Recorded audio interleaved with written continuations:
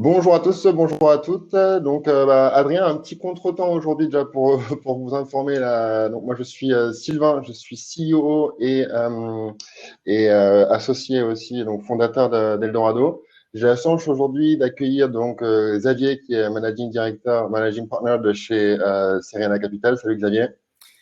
Bonjour, bonjour. Et Sébastien, qui est aussi avec nous, qui est donc directeur des investissements chez Serena également. Pour Hello. pour commencer un petit peu, pour ceux qui vous connaissent pas, est-ce que Xavier, tu peux présenter un petit peu Serena, votre historique, un petit peu la composition de votre portefeuille, qu'on puisse ensuite rebondir là-dessus? Oui, bien sûr. Donc, d'abord, merci. On est ravis d'être là avec Seb. Juste rapidement, donc Serena, on a un fonds de venture basé à Paris. On investit à tous les stades de développement des startups, plutôt du seed au Series B, avec un axe assez fort autour du SaaS, de tout ce qui est marketplace et de tout ce qui est aussi data et intelligence artificielle.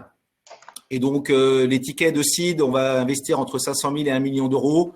Et en Series A, Series B, on peut investir jusqu'à une dizaine de millions d'euros à peu près.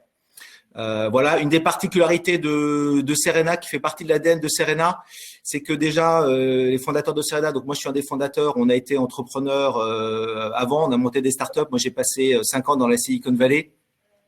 Et donc on a monté aussi chez Serena, en plus de l'équipe d'investissement, on est une équipe opérationnelle, une équipe operating qui représente la moitié des effectifs. Donc aujourd'hui, on a une vingtaine de personnes, 10 dans l'équipe d'investissement, 10 dans l'équipe operating. Et l'objectif de l'équipe operating, c'est vraiment d'aider toutes nos startups sur tous les sujets opérationnels de croissance. Et ce sont soit des anciens entrepreneurs, soit des gens qui ont une expertise fonctionnelle très forte en RH, en bizdev, en com.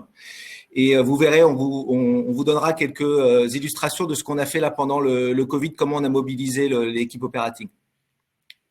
Ok, super, merci beaucoup pour l'intro, Xavier. Ouais, bah, c'est chouette d'avoir des fonds justement comme ça qui font à peu près moite-moite operating et investissement.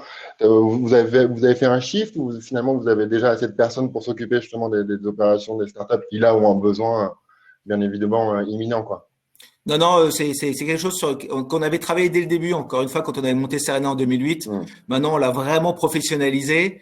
Donc c'est à la fois une équipe interne, c'est des experts indépendants externes, et c'est surtout une plateforme en fait qui permet de mettre en relation toutes nos sociétés du portefeuille pour qu'elles puissent échanger sur leur best practice. Peut-être pour donner une illustration, je vais passer la parole à Seb qui va juste expliquer ce qu'on a fait spécifiquement depuis 3 semaines sur la partie Covid, comment on a mobilisé nos ressources et les best practices des sociétés pour aussi les diffuser vers l'extérieur. Avant de rentrer dans ce détail, est-ce que tu peux rappeler un petit peu combien de sociétés en portefeuille vous avez en active là? Une cinquantaine. Cinquantaine de sociétés en active, Ouais. majoritairement du SaaS. Non, ouais, B2B, pas B2C. majoritairement, une bonne partie du SaaS. Je pense qu'effectivement, c'est plus de 50% du portefeuille.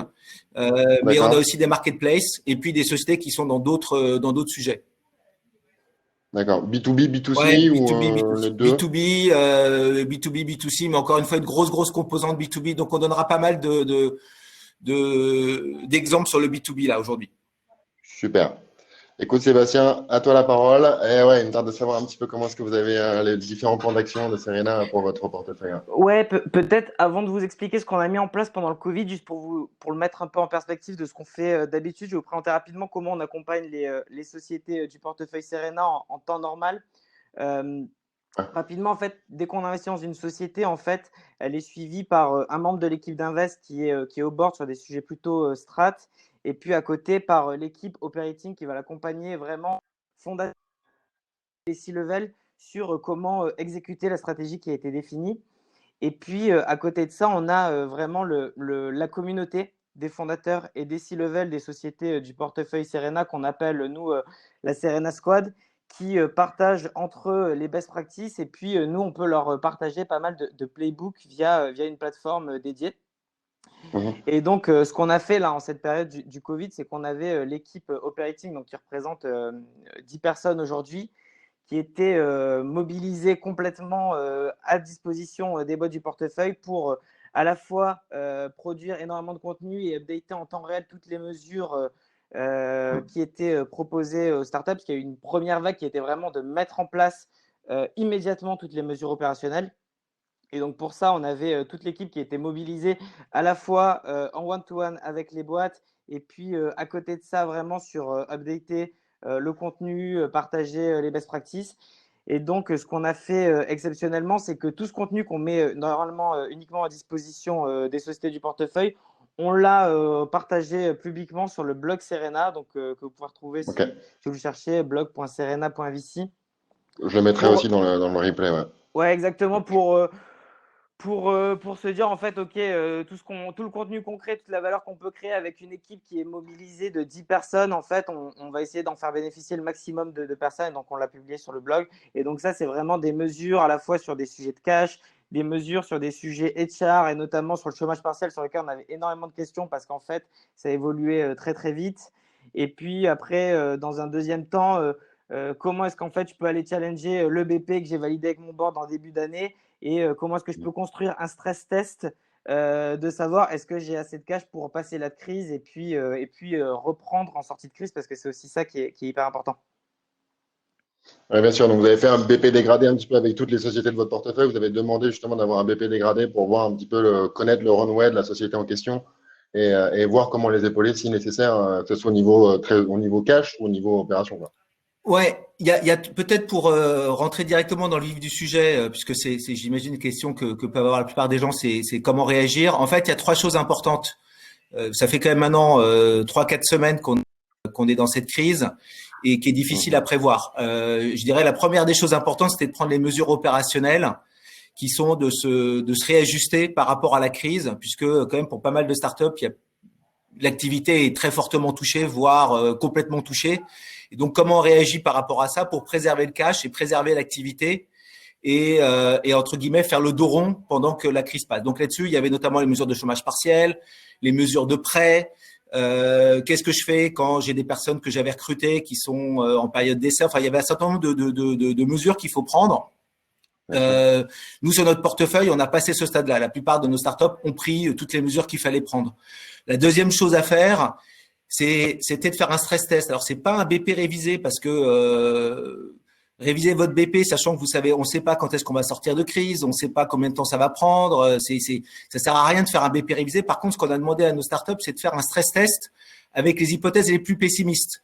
Les plus pessimistes en termes de reprise de business et donc de nouveaux clients éventuellement, de churn sur votre base installée, et les plus pessimistes aussi en termes de cash collection, c'est-à-dire partant du principe que même si vous avez encore des clients qui sont abonnés dans un modèle SaaS, ils vont peut-être décaler les paiements d'un certain nombre de mois. Donc on redonnera un peu plus d'exemples là-dessus. Et en fait, ça permettait de faire un stress test sur 2020-2021 pour voir un petit peu jusqu'où on tient en termes de cash, quels sont les besoins et comment on se réajuste par rapport à ça. Et donc là, nos startups, elles sont à peu près dans cette phase-là. Là. On faisait ce matin justement une revue. Elles ont quasiment toutes terminé leur stress test. Elles sont en train de récupérer des prêts, notamment au niveau du PGE, donc le prêt garanti par la BPI. Voilà. Et je dirais la troisième phase qui est en train de s'ouvrir là, c'est comment je rebondis. Et là, c'est plus, ok, est-ce que la crise va affecter durablement mon business? Qu'est-ce que ça veut dire en termes de business model? Et comment je rebondis par rapport à comment je rebondis par rapport à ça? Comment j'ajuste éventuellement mon activité par rapport à ça? D'accord, bien sûr. La plupart de votre portefeuille est immatriculé en France? Ouais, quasiment. On a quelques boîtes américaines qui ont bougé de la France aux US. Donc, on est d'ailleurs dans les mesures si vous allez sur notre blog, il y a pas que des mesures en France, hein, on couvre aussi les autres pays. On couvre aussi les États-Unis pour vous apporter aussi des informations sur qu'est-ce que vous pouvez faire aux États-Unis, en Angleterre, en Italie, enfin dans un certain nombre de pays. Parce que, encore une fois, même si les boîtes sont headquarter en France, vous pouvez avoir des filiales dans différents pays. Et en fait, il va falloir récupérer les mesures nationales de chaque pays pour ajuster l'activité de votre filiale. Ouais, une difficulté supplémentaire justement pour ces sociétés qui sont justement basées dans plusieurs endroits. Ouais. Exactement. Et tout le boulot qu'on a fait sur l'update en temps réel des mesures en France, on essaye de le faire aussi, notamment sur le UK et sur les US. Et sur les US avec un focus sur la Californie et sur New York. parce qu'en fait, ils ont des fonctionnements qui sont un peu différents Bien entre sûr. le fonctionnement fédéral et par État. Et donc on essaye de maintenir ça aussi à jour si vous allez sur le blog. Ok, super. On mettra bien le lien, ouais, le lien du blog directement. Ok. Et tu disais, Xavier, là, pour le stress test et le churn, donc vous observez un petit peu déjà des décalages en soi de clients qui mettraient en pause leur abonnement dans le cadre d'un SaaS. Ouais. Déjà, ça c'est. Donc, Tu voulais revenir là-dessus spécifiquement, donc ouais. je te relance moi sur le sujet. Effectivement, le churn, et on a d'ailleurs sorti un blog là-dessus, un contenu spécifiquement sur le churn, parce qu'en fait, ce qui est en train de se passer, c'est qu'il n'y a plus de newbies. Ce qui est assez logique, Bien puisque sûr. de toute façon, les clients corporate en B2B, ils prennent pas de décision IT aujourd'hui d'investissement. Donc, partant du principe que de toute façon, le newbies va être très ralenti, alors on commence à le voir. En mars, on a commencé à voir des ralentissements, des décisions qui sont retardées. Aux US, ça commence à venir aussi. Il y a un petit décalage, mais il va y avoir aussi quelques décalages aussi de newbies. Donc, partons du principe que le newbies va s'arrêter fondamentalement. Qu'est-ce que vous faites en fait pour réagir sur votre base installée, sur votre base de clients? Et je dirais ça, c'est votre asset principal quand vous êtes une boîte de SaaS. C'est effectivement de préserver votre base de clients avec un risque qui est du churn. Pourquoi il y aurait du churn? C'est que il y a des clients qui peuvent vous dire, bah écoutez, dans cette période d'incertitude, je renouvelle pas. Ouais, c'est Je ne ça. peux pas renouveler, donc ça fait un churn supplémentaire. Ou qui peuvent vous dire, ok, je suis engagé, mais je peux pas vous payer. Quand vous pouvez avoir des boîtes SaaS qui ont, même si c'est des renouvellements annuels, les clients peuvent payer de manière mensuelle. Et puis vous avez des boîtes SaaS même où c'est renouvelable tous les mois. Donc il faut vraiment s'adapter par rapport à toute cette situation qui existe. Donc par rapport à ça, ce qu'on a demandé à nos boîtes SaaS, c'est vraiment déjà de faire une analyse bottom-up de leur base de clients pour voir quels sont les clients qui sont à risque. Et pour le coup, sur ces clients à risque, de maintenir de l'activité. Il faut maintenir du customer success. Si vous prenez des mesures de chômage partiel, ne mettez pas votre activité support, client et customer success au chômage, parce qu'en fait, Chômage partiel, justement. Ouais. vous avez Ils ont besoin encore d'eux plus pour besoin. pouvoir soutenir vos clients et vous assurer qu'ils vont renouveler. Alors, ce que vous pouvez faire éventuellement quand il y a des clients qui ont des difficultés financières, c'est qu'éventuellement, vous les prélevez pas sur le mois ou sur le trimestre et vous leur dites, écoutez, restez abonnés. On va pas vous prélever maintenant parce qu'on sait que vous avez des difficultés et éventuellement, on va rééchelonner ce que vous nous devez après la crise. Donc, en fait, toutes les mesures sont bonnes aujourd'hui pour pas perdre vos clients. Le plus important, c'est de De ne pas les fidéliser les perdre. clients, de garder cette rétention finalement de base clientèle, quoi. Voilà. Et on a même des sociétés SaaS, pour vous donner des exemples, qui, elles, sont sur des abonnements mensuels. Et donc là, pour le coup, on en a même qui sont allés jusqu'à offrir l'abonnement à leurs clients en échange d'un réengagement sur une période beaucoup plus longue en sortie de crise. C'est-à-dire de leur dire, OK, on est prêt à vous offrir 2 mois, 3 mois d'abonnement parce qu'on sait que votre activité, elle est fortement touchée. Mais ce qu'on va vous demander en échange, c'est en sortie de crise, vous passez sur un abonnement annuel et non plus mensuel. Vous paierez toujours tous les mois, mais vous passez sur un abonnement annuel. Donc, voilà, il y a beaucoup d'initiatives possibles, encore une fois, pour limiter votre churn. Je dirais que s'il y a un message à faire passer, c'est là où vous devez mettre votre poids du corps. Ouais, bien sûr, laisser passer la crise, donner tout aux clients, ne pas délaisser un petit peu le customer success et le support en général pour voilà, épauler la base de clientèle et comment stabiliser plus ou moins la rétention, quoi. À titre indicatif, là, votre portefeuille, enfin, combien le pourcentage de sociétés qui sont à l'arrêt total? J'imagine que tout le monde a été impacté, ça c'est certain. Mais à l'arrêt total, ça représente beaucoup de sociétés de votre portefeuille ou? Dans nos boîtes SaaS, ouais, à l'arrêt total, c'est-à-dire plus tout le monde au chômage partiel, 100%. Bah, c'est-à-dire plus d'activités, plus que Ouais, liées à, je sais pas, moi, des activités de ouais, restaurant, de choses comme ça. ouais. Alors, c'est vrai que on va l'avoir plus sur nos marketplaces pour le coup. Où là, quand on a une marketplace dans le voyage ou dans la mise en relation de personnel pour les restaurants et ainsi de suite. Donc là, c'est sûr que là, l'activité, elle s'est complètement arrêtée. Dans le SaaS, encore une fois, c'est l'arrêt total, enfin, c'est l'arrêt au niveau newbies. Mais comme vous avez cet effort à faire au niveau customer success, en fait, il n'y a pas d'arrêt total dans le sens où vous allez continuer à soutenir vos clients. Donc, vous allez mettre une partie de vos effectifs, notamment tous les effectifs newbies, vous allez les mettre en chômage partiel. Généralement, vous mettez 100% parce qu'il n'y a plus de newbies, ou vous réaffectez une partie du newbies sur la partie customer success qui va s'occuper de votre base client et des renouvellements et de l'anti-churn. Et souvent en R&D, c'est vrai que là, ça va dépendre des startups. Il y en a qui vont mettre une partie de leurs effectifs, enfin un pourcentage au chômage partiel, ou d'autres qui vont considérer que justement, c'est une bonne période aussi pour continuer à investir sur la R&D pour sortir plus vite des produits qui vont répondre aux besoins de leurs clients post-crise et qui peuvent garder 100% de leurs effectifs. Après, si on a une société dans notre portefeuille qui avait une très forte croissance, qui est DataIQ, qui est déjà très grosse, qui est très internationale. Eux, pour l'instant, par exemple, ils n'ont pas encore pris de mesures de chômage partiel sur leur société. Ils attendent de voir un petit peu les impacts dans chaque pays. D'accord. La plupart de vos sociétés, justement, travaillaient déjà en remote. Vous avez des sociétés dans le portefeuille qui sont en remote only, où vraiment tout le monde a des bureaux et ont dû s'adapter avant même la première étape que tu expliquais, l'ajustement et faire le dos rond pour justement avoir le portefeuille. La première étape était pour tout le monde de s'adapter à avoir tous les collaborateurs répartis dans différents endroits. Donc, ça amène tout son tas de challenges, bien évidemment, opérationnels aussi.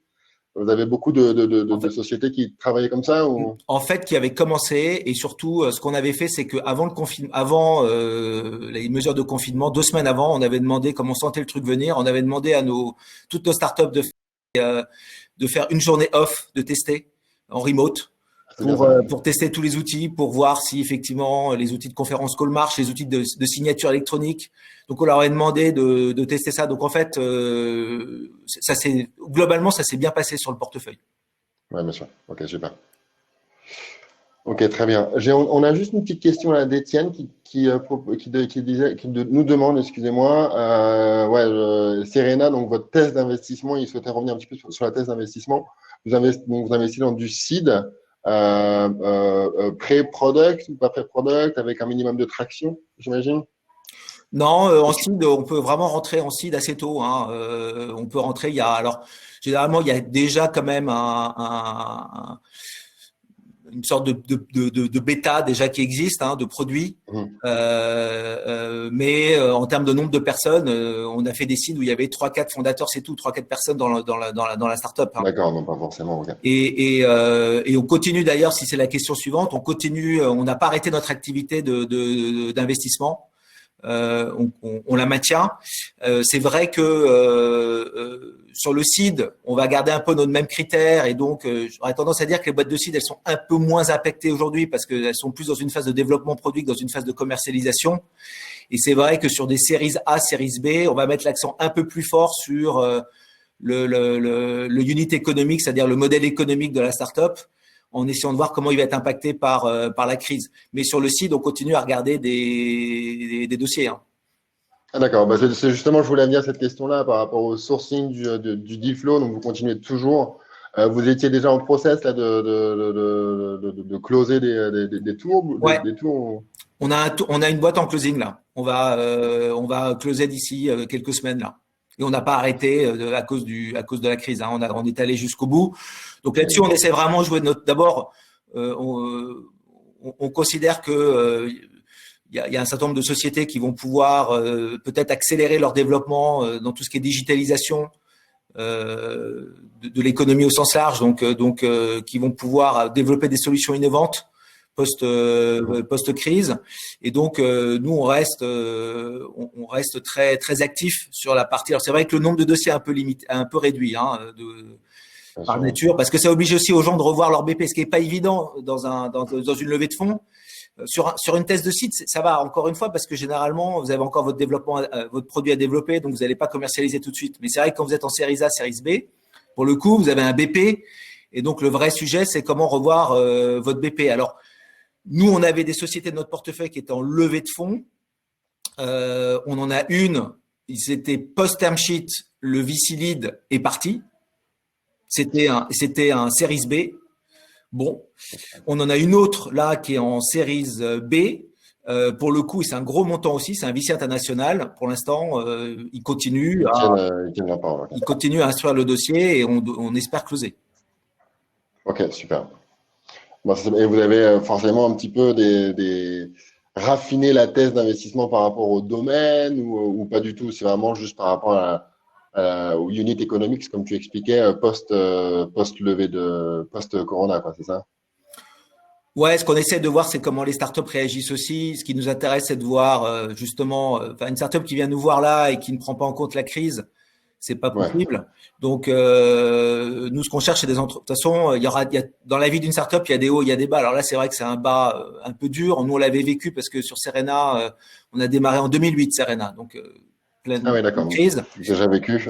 Mais on avait déjà, je fais du venture depuis 2000, donc j'ai connu la crise aussi 2000, et on sait très bien qu'il y a plein d'opportunités qui vont être intéressantes. Donc, ce qu'il faut, c'est juste en tenir compte. Donc, ce qu'on demande aux fondateurs, c'est de voir comment ils réagissent par rapport à cette crise.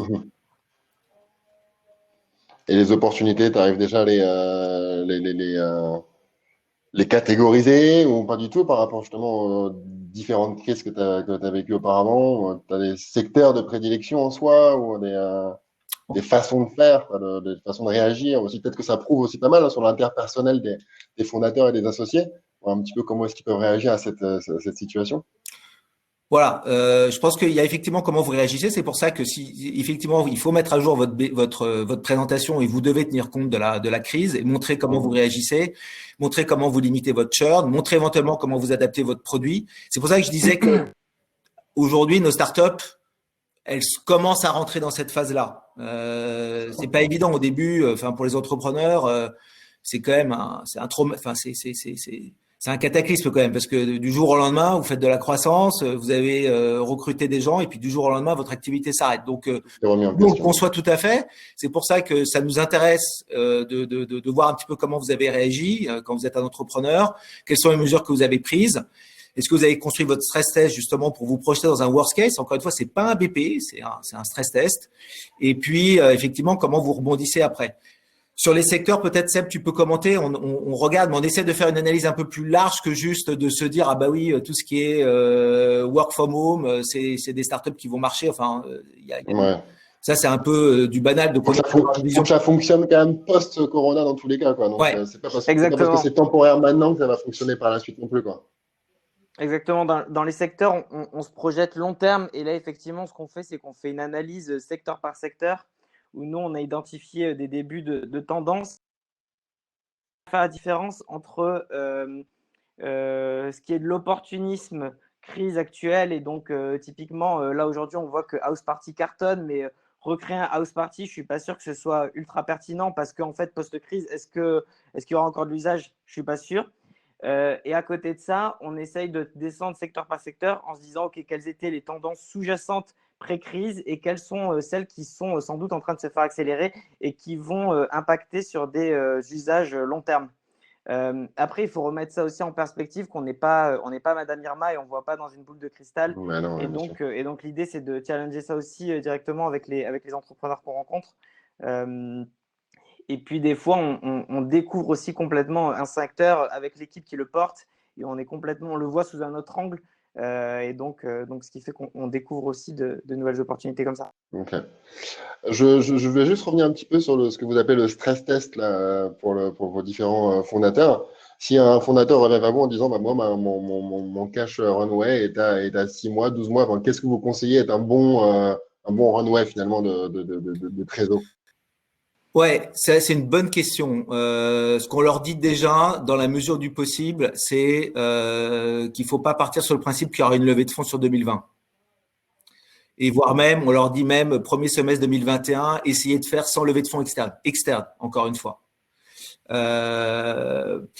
Parce qu'en fait, on ne sait pas trop aujourd'hui comment les VC vont, même si je disais que nous, on continue à investir, est-ce qu'il y aura le même rythme d'investissement post-crise? Quels vont être les critères? C'est vrai que sur 2008, on a vu les critères avaient changé et il y a des critères qui étaient beaucoup plus axés sur la viabilité économique du modèle que sur la croissance. Et je pense que ça risque d'arriver, ça. Je pense que sortie de crise, encore une fois, pas pour les boîtes de seed, mais sur les séries A, séries B, il risque d'avoir un poids beaucoup plus fort mis par les VC sur le unit économique, la viabilité économique du modèle. Ça ne veut pas dire que vous devez être rentable, ça veut juste dire qu'effectivement, votre payback si vous êtes une boîte SaaS, votre marge contributive si vous êtes une boîte dans les marketplaces, votre rentabilité sur votre coût d'acquisition, en combien de temps vous rentabilisez vos coûts d'acquisition, ainsi de suite. Je pense que il va y avoir un accent assez fort, probablement plus fort qu'avant, mis par les VC, plus que sur est-ce qu'il faut faire 100% de croissance et si vous faites pas 100% de croissance, vous m'intéressez pas. Et donc, c'est vrai qu'on prépare nos startups par rapport à ça et on leur demande là d'anticiper ça et donc de mettre un focus beaucoup plus fort sur la preuve du business model que sur la croissance. Ça, c'est comme ça que déjà on leur donne comme indication et donc de fait, on leur dit aussi que vraisemblablement, les levées de fonds vont être compliquées sur 2020, probablement compliquées aussi sur le premier semestre 2021. Et donc, il faut qu'ils essaient de dimensionner leurs besoins, leur plan de cash par rapport à ça. Idéalement, même, parfois, on les pousse jusqu'à fin 2021. Évidemment, toutes les startups ne sont pas capables de faire ça. Il y en a qui ont levé juste avant la crise, donc tant mieux, elles ont du cash. Il y en a d'autres qui devaient lever pendant la crise, donc c'est compliqué. Donc, ça veut dire quoi? Ça veut dire qu'il faut effectivement aller chercher un maximum de prêts que vous pouvez aller chercher, donc notamment le PGE, le prêt garanti. Alors, il y avait une question, là j'ai vu sur une personne qui dit moi je viens d'être créé, j'ai été créé en février, pas d'historique, donc probablement, effectivement, c'est une bonne question. Ce point-là, il n'a pas été résolu. Peut-être qu'il faut les faire remonter et on fera remonter votre question au niveau de la BPI pour voir s'il y a des outils, parce que je pense que c'est intéressant de voir effectivement est-ce qu'ils ont réfléchi. À ce niveau de création, il y a forcément encore des bourses French Tech à solliciter si c'est pas encore fait, en post-création, tout est possible. Moi, voilà, il y a aussi les prêts rebonds, Voilà. prêts à tout. C'est vrai que quand on n'a pas de masse salariale, quand on n'a pas de chiffre d'affaires, on peut pas être éligible au PGE, ça c'est certain. Il faut déjà avoir quand même une banque avec laquelle on a une relation qui est privilégiée. Les banques jouent un rôle très très important en ce moment. Donc, voilà. Et les prêts BPI, ils continuent. Les prêts d'avant, les prêts amorçage et tout ça, ils continuent. Donc, il ne faut pas croire qu'ils ont été supprimés. Attention, ça c'est vachement important quand vous discutez avec les BPI. Mais donc voilà, nous les indications qu'on donne sur le stress test, c'est encore une fois travailler votre business model. Vous devez être en posture, quand vous voulez lever de l'argent, de montrer que votre business model, il est viable. C'est-à-dire qu'il y a un coût d'acquisition que vous savez rentabiliser en un an, idéalement, par exemple. Que vous avez une marge contributive qui est positive quand vous êtes une boîte dans les marketplaces, que vous intégrez vos coûts d'acquisition, vos coûts de tous les coûts variables, en fait. Vous devez être capable de dégager une marge contributive. Donc nous, ce qu'on leur dit, c'est de travailler la viabilité de votre business model, parce que ça sera un des critères importants en cas de levée de fonds, et essayer effectivement de vous passer de levée de fonds externe le plus tard possible, soit en ayant recours à des prêts, soit en ayant recours à vos investisseurs actuels. Nous, on est en train de débloquer aussi, de regarder comment financer nos sociétés de notre portefeuille. Pour les refinancer vos sociétés en bridge ou quoi que ce soit. En bridge ou ainsi de suite. Et c'est vrai, dernier point, c'est que comme c'est difficile aujourd'hui de fixer des valos, c'est un vrai sujet anxiogène. Les valos, c'est quoi et ainsi de suite. Et donc, nous, on a tendance aujourd'hui sur notre portefeuille à plutôt partir sur des bridges en se disant, effectivement, on ne sait pas quels vont être les valos, donc on se met en bridge et puis on verra la prochaine levée, quoi. Bien sûr.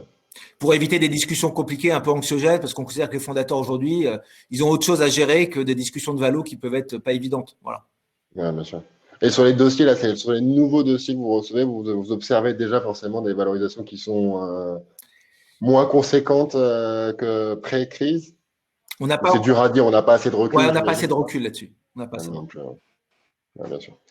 Est-ce qu'il y a une opportunité un petit peu là tu parlais beaucoup du coût d'acquisition qui est super important en SaaS, en marketplace, d'ailleurs pour tout type de modèle sur Internet en soi, quoi.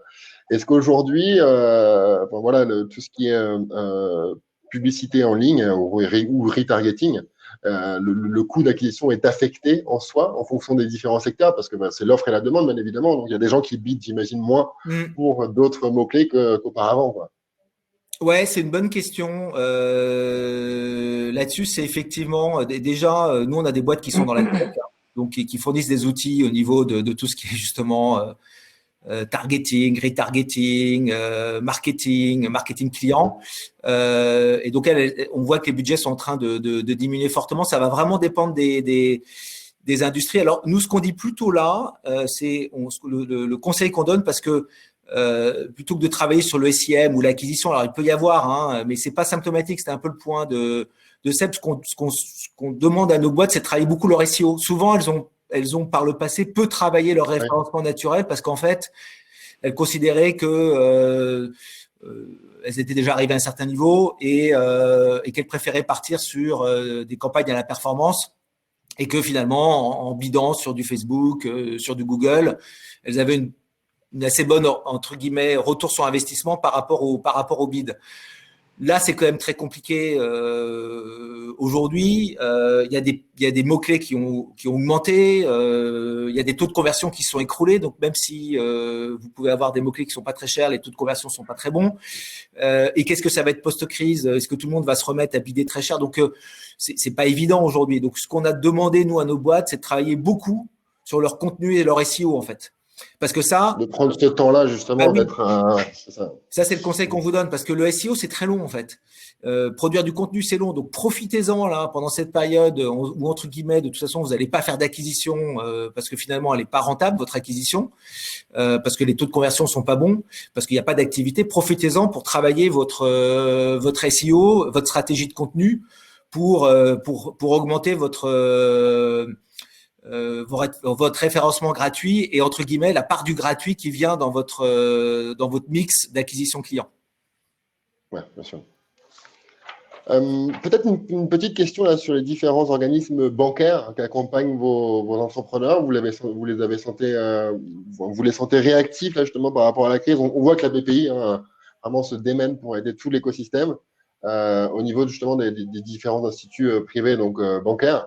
Vous les sentez, ils soutiennent vraiment vos entrepreneurs. Vous avez des entrepreneurs qui sont en difficulté par rapport à leurs chargés d'affaires, leurs interlocuteurs. Seb, tu veux commenter là-dessus? C'est assez incroyable ce qu'a fait le pays et la rapidité dans laquelle ils ont mis en place toutes les mesures. Je crois qu'ils ont quelque chose comme 500 personnes qui se sont mobilisées, qui se sont mises volontaires pour répondre au téléphone de 8h du matin jusqu'à 22h le soir pour répondre aux entrepreneurs. Donc, nous, les échos qu'on a, notamment de la BPI et puis même des institutions financières globalement, c'est qu'elles jouent clairement le jeu et qu'elles sont très réactives. Donc, plutôt un écho très positif là-dessus. Ok, ouais, nous, c'est ce qu'on a aussi. Par contre, on a quelques entrepreneurs qui, malheureusement, avaient en CID, qui avaient fait le choix d'être dans des néobanques, etc. Et c'est vrai que du coup, pour tout ce qui est obtention de prêt, ça les met quand même en difficulté. Et puis, ouvrir un compte en banque, en cette période, c'est du quasi impossible. Donc, il y a quand même quelques leçons, je veux dire, à tirer post-crise où les relations bancaires, je pense, vont être de plus en plus importantes finalement, parce qu'on s'aperçoit que d'avoir une institution financière qui sont non seulement d'avoir des associés au capital qui peuvent réinvestir, ça c'est super pour les entrepreneurs qui peuvent le faire, mais avoir justement des partenaires bancaires qui peuvent aider aussi dans des crédits et donc faire des effets de levier avec des actions comme BPI est également super important. Après, juste pour commenter là-dessus, parce que c'est un point important, parce qu'il y a ce qui est annoncé et après, il y a la technicité de la mise en œuvre. Donc, nous, on commence à avoir des startups qui rentrent dans la technicité, c'est-à-dire qu'elles ont commencé à travailler leur prêt, leur PGE notamment. Alors aujourd'hui, d'ailleurs, celle qui discute aujourd'hui, c'est plutôt le PGE qui est le prêt garanti État, puisque l'équivalent du prêt à tout innovation, parce que le prêt à tout n'est pas tellement pour les startups. Ils vont sortir la BPI, le prêt à tout innovation. Dès que ça va sortir, d'ailleurs, on mettra à jour notre blog avec comment ça se met en œuvre. Aujourd'hui, c'est pas encore clair. Par contre, tout le monde a droit au PGE. Qui, je vous le rappelle, c'est soit c'est capé à 25% du chiffre d'affaires ou, si vous n'avez pas de chiffre d'affaires, c'est ça. 2 années de masse salariale, entre guillemets. Le point important derrière, c'est que ça doit passer par une banque. Donc, effectivement, la relation bancaire, elle est clé. Il y a des banques qui travaillent, et Seb a raison, globalement, on trouve que les banques, elles répondent assez vite. On a déjà des startups qui commencent à avoir des PGE qui sont validés.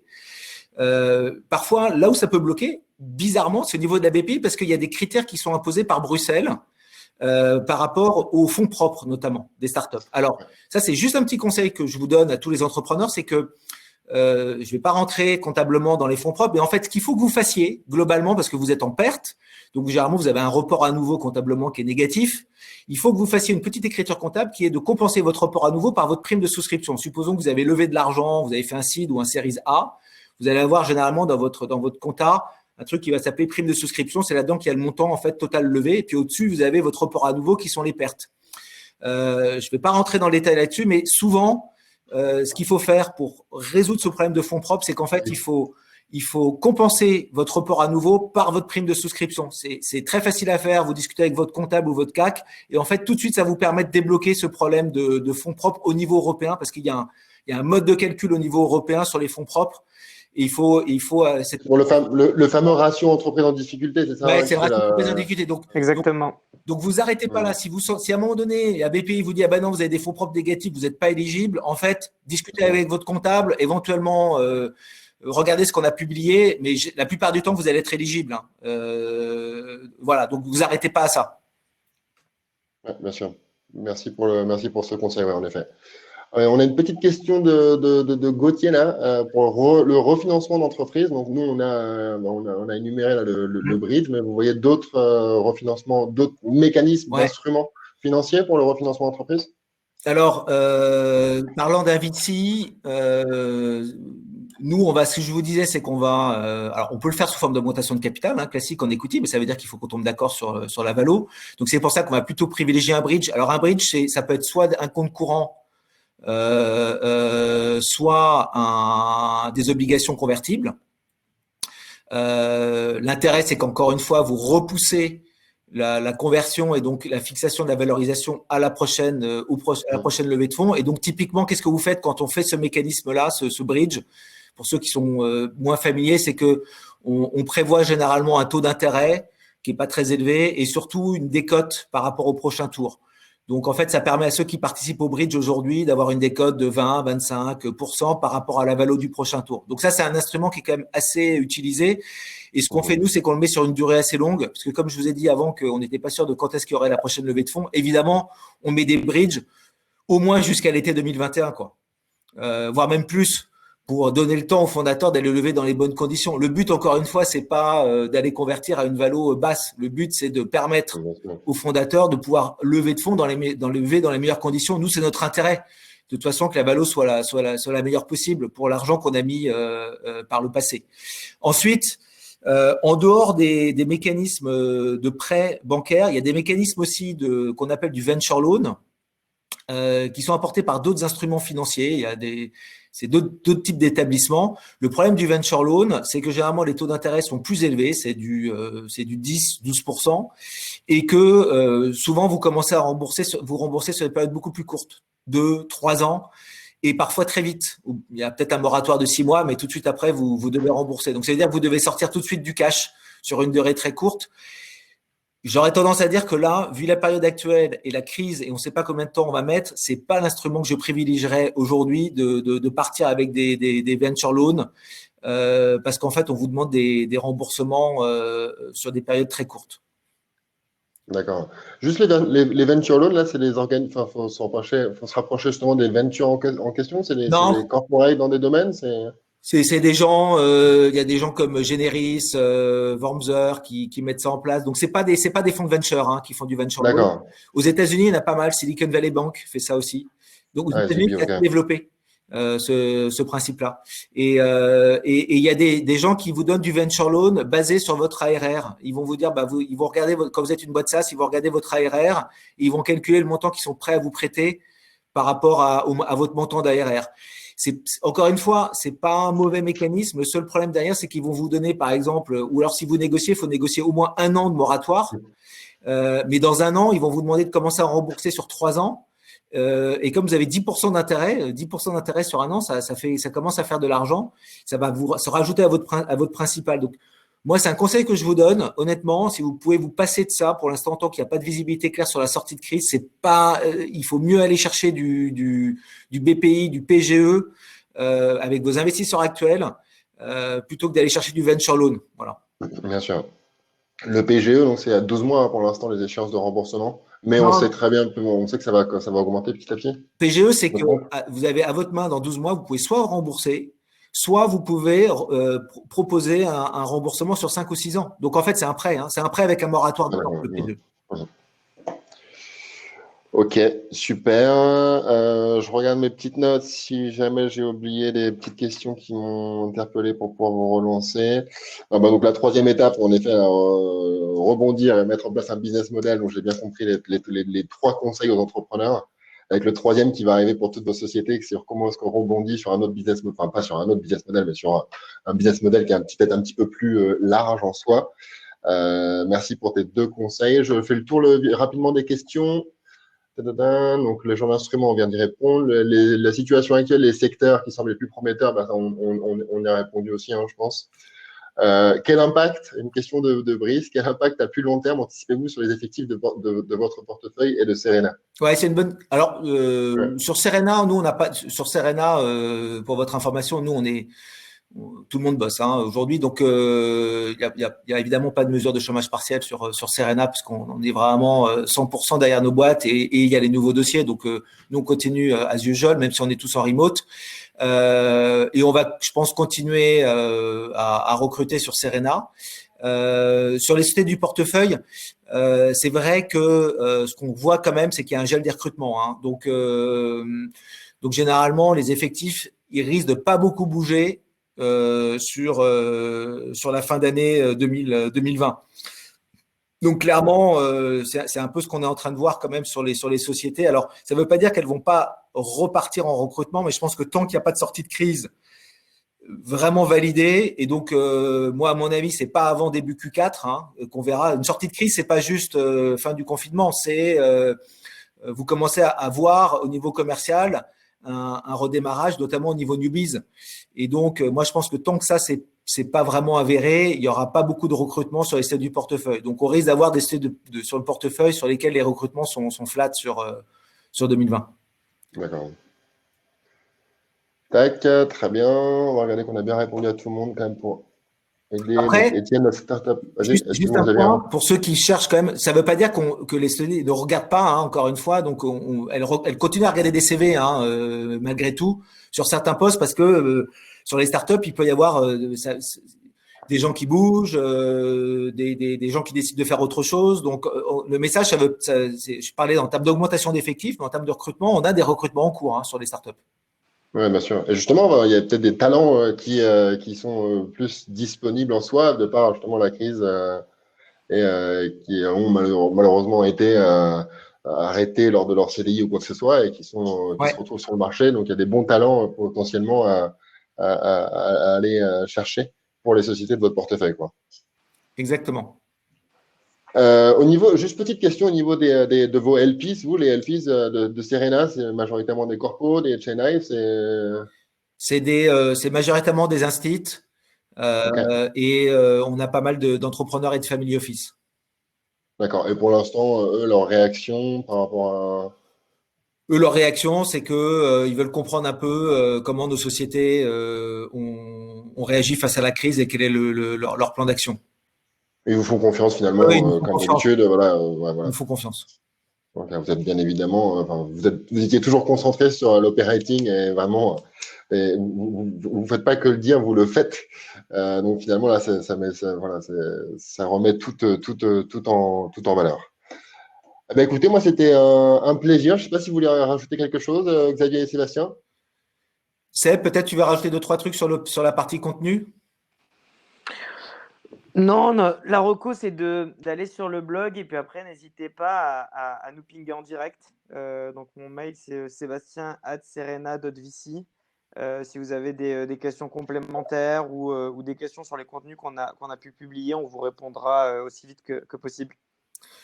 Voilà, il y a une newsletter. On avait proposé une newsletter aussi où vous pouviez vous abonner sur notre contenu par rapport à la crise, alors qu'il était au début tous les jours parce que ça bougeait tous les jours. Maintenant, on est passé sur un rythme plus hebdomadaire. Donc, vous trouverez beaucoup d'informations. Encore une fois, nous, on va continuer à être en première ligne pour essayer de diffuser un maximum des best practices sur notre portefeuille. Vous trouvez aussi, il y a un article sur un stress test, il y a un article sur le churn. Et sur toutes les mesures aujourd'hui opérationnelles, dès qu'elles sortent, et même avant qu'elles sortent, on essaye de mettre à jour notre contenu. Donc, je vous encourage vraiment à aller regarder. Et voilà, dès qu'on a des retours aussi sur l'implémentation du chômage partiel, parce que tout ça, ça bouge, il y a des startups qui ont fait des demandes. Voilà, on essaye de mettre à jour le contenu sur nos blogs pour vous donner toutes les astuces possibles et toutes les meilleures pratiques possibles pour que ça soit plus facile pour vous.